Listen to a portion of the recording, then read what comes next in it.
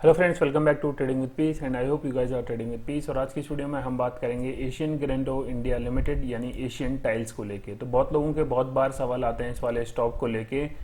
I don't know why people इसको बहुत interested हैं बाई करने के लिए, और कई लोग तो इसमें पुराने टाइम से फंसे हुए हैं, तो उनको लगता है कि पता नहीं कोई क्या बता देगा। और अब जैसे कि आप लोगों ने सुना कि बुल्स आर बैक, बहुत जगह पब्लिसिटी हो रही है कि बुल्स आर बैक, तो उन्हें लग रहा है कि अब इसको एवरेज कर लें ताकि उनके जो प्राइस हैं कहीं ना कहीं मैच हो जाएं, और जैसे ही स्टॉक थोड़ा ऊपर निकले वो अपना सारा माल बेच के निकल जाएं। तो अभी फ्राइडे के दिन 22 जुलाई स्टॉक ने एक माइनस में रिटर्न दिया है, -0.75 की क्लोजिंग दी है, और एक दिन में 1.58% गिरा है। बट पिछले 5 दिन की अगर आप तेजी देखो तो 10% के आसपास ग्रोथ दी है, और ₹4.5 शेयर ने तेजी दिखाई है। 1 मंथ की देखें तो ओवरऑल जुलाई के महीने में अभी तक इस स्टॉक ने 50 पैसे का एक ग्रोथ दिखाई है। 1% की ग्रोथ के साथ अभी 46.60 के करीब चल रहा है। तो यही सारी चीज़ें देख के लोगों को लग रहा है कि अब अच्छा मौका आ चुका है और वो माल कहीं ना कहीं थोड़ा सा ऐड कर लें ताकि थोड़ी सी ऊपर ग्रोथ के साथ अपना सारा माल बेच के निकल जाएं। तो इसी के ऊपर बात करते हैं। तो कई लोगों को लग रहा है कि बुल्स आर बैक वाली जो न्यूज़ है वो एकदम सही हो गई और उन्होंने मिस कर दिया, क्योंकि एशियन ग्रेनेटो ने एक जो लो लगाया था 39.65 का, तो उन्हें अगर वहाँ पे खरीद लेते वो तो अभी तक उनको अच्छा खासा एक 5-6 रुपए का ग्रोथ मिल जाता। बट स्टॉक मार्केट में देरी और जल्दी ये हमेशा चलता रहता है। जब हम माल बेच देते हैं तब हमें लगता है कि हमने जल्दी कर दी है, और जब माल हम खरीदते हैं यानी छूट जाता है तब हमें लगता है हमने देरी कर दी है। तो चलो स्टार्ट करते हैं एशियन ग्रेनेटो का टेक्निकल एनालिसिस और क्या इसके आगे के रणनीति होनी चाहिए। फंडामेंटली हमने बहुत बार बात की है। टेक्निकली अगर मैं आपको बताऊं तो स्टॉक ने जी हाँ कहीं ना कहीं एक बॉटम पे कूल ऑफ करने के बाद एक पॉजिटिव ट्रेंड जो दिखाया है उसको देख के लग रहा है कि अभी कहीं ना कहीं थोड़ा सा, मैं ये नहीं बोलूँगा कि प्राइस रिवर्स हो जाएगा, बट हाँ थोड़े टाइम के लिए कहीं ना कहीं ये पॉजिटिव जरूर अपने शेयर होल्डर्स यानी जो करंट शेयर होल्डर हैं उनको एक पॉजिटिव रिजल्ट जरूर देगा, जो इस लेवल पे यानी 40-42 के आसपास एंटर हुए हैं। और जो लोग, ये वीकली चार्ट है, वीकली चार्ट पे हम बात कर रहे हैं, और जो लोग 72 रुपये के करीब, 80 रुपये के करीब, 100 रुपये के करीब जो इन्वेस्टेड हैं, तो उनके लिए क्या अब अभी से ही उन्हें इसमें अपना जो स्टॉक में और ख़रीदारी करके उसको कंसोलिडेट यानी एक एवरेज करके थोड़ा सा मुनाफा किया जा सकता है। तो अगर आपके पास पैसे हैं तो यू कैन डू दैट, और अगर आपको लगता है कि मार्केट में और कहीं कोई अपॉर्चुनिटी नहीं है और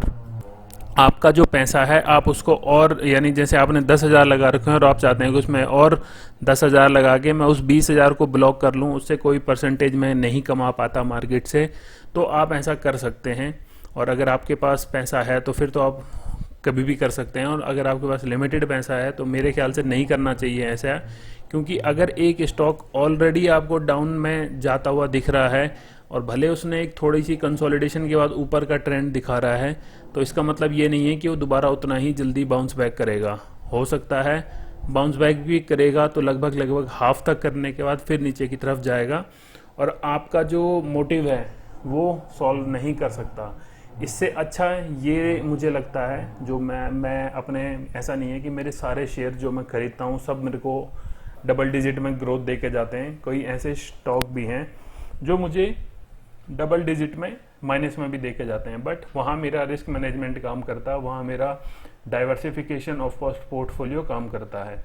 अब आप सपोज कीजिए आपने ये स्टॉक पहले भी खरीद रखा है और आप इसको दोबारा खरीदना चाहते हैं, तो मेरे ख्याल से एवरेज ऑफ ना करके आप इसको एक दूसरे अकाउंट, ज़्यादातर सबके पास ही होते हैं 2-3 अकाउंट, ट्रेडिंग अकाउंट तो नॉर्मल सी बात है, तो दूसरे अकाउंट से आप इस करंट टाइम पे खरीद के इसमें एक एसएल लगा सकते हैं, जो कि होगा जो अभी तक इसका लो लगा है। अगर आप लॉन्ग टर्म यानी 3-4 महीने का इसमें खेलना चाहते हैं। वैसे 3-4 महीने का कई लोगों को जो बोलते हैं कि हम 3-4 महीना स्विंग ट्रेंड करना चाहते हैं क्वार्टर के हिसाब से, तो उसमें आपको SL भी बड़े देने होते हैं और टारगेट भी आपके ठीक ठाक से होते हैं। तो मेरे ख्याल से अगर करंट प्राइस जो अभी इसका चल रहा है, तो अगर ये यहाँ से ठीक ठाक चलता है तो लगभग इस स्टॉक को एक दूरी लगभग तो यहाँ तक की मुझे लगती है कि इसको एक 70 रुपये का एक टारगेट अचीव करना चाहिए, और उसके बाद अगर इसमें फॉल आता है तो वो बात अलग है। बट लेट्स सी, क्योंकि आप लोग देखोगे जो वीकली RSI जो है वो भी 34 के करीब एक कंसोलिडेट हो रही है, और अगर आप वन डे के हिसाब से देखोगे तो वो कहीं ना कहीं 55 के आसपास जा चुकी है, और अगर मंथ के हिसाब से देखते हैं तो वो कहीं ना कहीं अभी 31 के आसपास ही घूम रही है। तो जो पुरानी कैंडल थी हमारी जून की, वो कैंडल अभी तक उसने हाई लगाया था 51.85 का। तो आई एम एक्सपेक्टिंग कि जुलाई के महीने में अगर ये इसको क्रॉस कर देता है तो जो हमारा टारगेट मैंने आपको अभी स्टार्टिंग ऑफ द वीडियो बताया है कि लगभग 70 के करीब, तो ये वहाँ तक भी जा सकता है। तो टारगेट आपके सामने है, SL आपके सामने है, और पैसा आपका रहेगा, तो इस हिसाब से आप इसमें देख सकते हैं। और बाकी रही बात जैसे बुल्स आर बैक, तो अगर बुल्स आर बैक वाली बात है तो मार्केट में और भी कम से कम 4,500-5 हज़ार कंपनियां और भी ऐसी हैं जिनके स्टॉक आपको बहुत अच्छे दामों पे मिल रहे हैं, और कंपनी का बिजनेस भी आपको समझ आता है। जैसे एशियन टाइल्स का काम है, तो हो सकता है कोई और कंपनी है जिसका आपको बिजनेस समझ आता है, सब कुछ समझ आता है, तो आप उसमें भी इन्वेस्ट कर सकते हैं। I will not advise anyone to invest heavily in any particular stock, भले वो चाहे आपकी खुद की घर की कंपनी भी क्यों ना हो, आपको उसमें पूरा इन्वेस्ट नहीं करना चाहिए। अपने पोर्टफोलियो को डाइवर्स करके रखें, ताकि आपको कोई स्टॉक लॉस भी दे तो कोई उसका भरपाई करने के लिए आपको अच्छी ग्रोथ भी दे। इट मीन्स कि अगर कोई स्टॉक 20% आपको माइनस में ले जा रहा है, तो कोई स्टॉक ऐसा भी होना चाहिए आपके पोर्टफोलियो में जो आपको 40, 50, 100, 200% तक का भी रिटर्न दे। तो ऐसे स्टॉक आप अभी है मौका, अभी सारे मार्केट में बुल्स नहीं आए हैं, तो आप ऐसे स्टॉक धीरे धीरे चुन सकते हैं। और